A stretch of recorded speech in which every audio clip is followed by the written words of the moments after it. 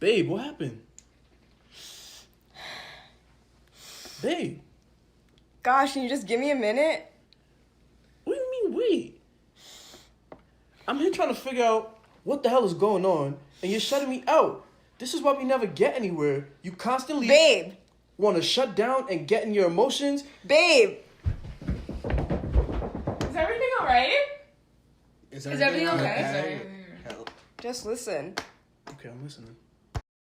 I would say that I'm a feminist because I believe, right, in the eradication, is that right? Eradication of,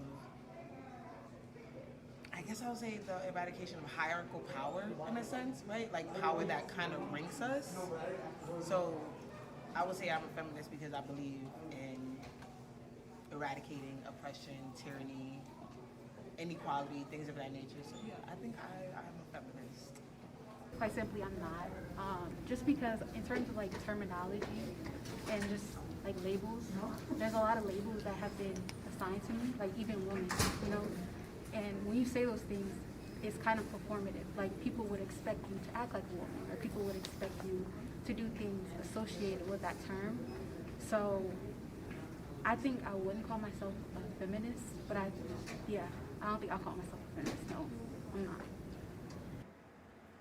I would say I'm a black feminist.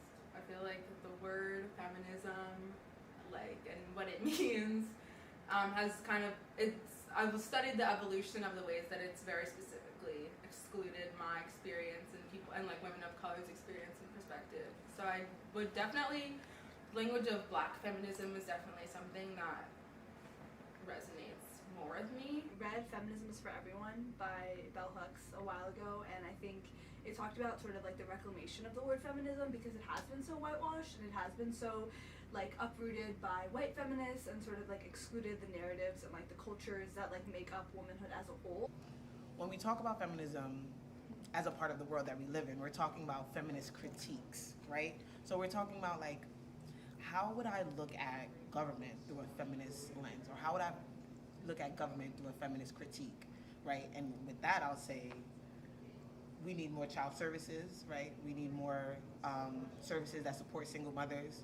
We need more services for the children. We need more help to the homeless. So that's the importance of feminism, right? Because it gives you a lens to look at power, right? It gives you a lens to look at situations that people don't like. So I think that's why it's important, because it gives us a perspective. Something that I've held true, especially as I've become older and like transgressed from like being a teenager and now being like a young adult woman, like I think tapping into like my divine feminine energy and figuring out what being a woman means for me, and like and tying together what it means for like people before me as like the Ethiopian woman in my family, or the black women who are here, or even the white women that I've made and cultivated relationships and friendships with and have had like strong linkages and bonds due to our connection as womanhood. It's like feminism is beyond just sort of like the way that it has been whitewashed and the way that it has been co-opted. It was supposed to be solidarity between women, diaspora with different types of women. But you know, I'm founder of Women for Women, and even in organizing, I found it hard to kind of bring women together. And I don't think it was because they didn't want to help out or whatever the case may be, but I just think there's a lot of things pitted against us to even want to kind of initiate like a space to come together. And maybe what we do is hard to kind of connect. I feel like there needs to be more institutions or like just foundations where we kind of lay out trust. I feel like I don't necessarily feel the same need to like attach my ideals of feminism to like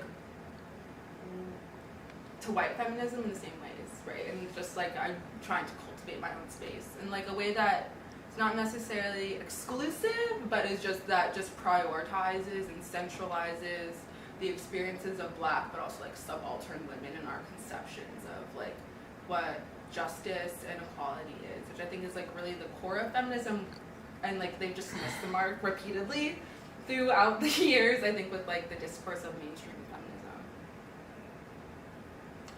My first thing is to listen. Open your ears, Let them be clear, take all the clog out, and just listen to when women speak. Listen to their experiences, and don't use your experiences with other men to negate or to take away from the experience that a woman are going through. Honestly, it's really not that deep. It's like we're people. Like, I don't understand. Like, I'm not trying to... I know we're all socialized in this world, and, like, this world is really anti-woman, and, like, it has a lot of images that we've been shown of women in degrading places, and, like, the degradation of women is, like, in every part of society, but it's, like, I'm not trying to call you stupid, but, like, if you don't view women as human, you are stupid. I think now is the time to kind of feel the wrath of women. We're not the ones engaging in this violence on our communities in the same way. It's coming from you.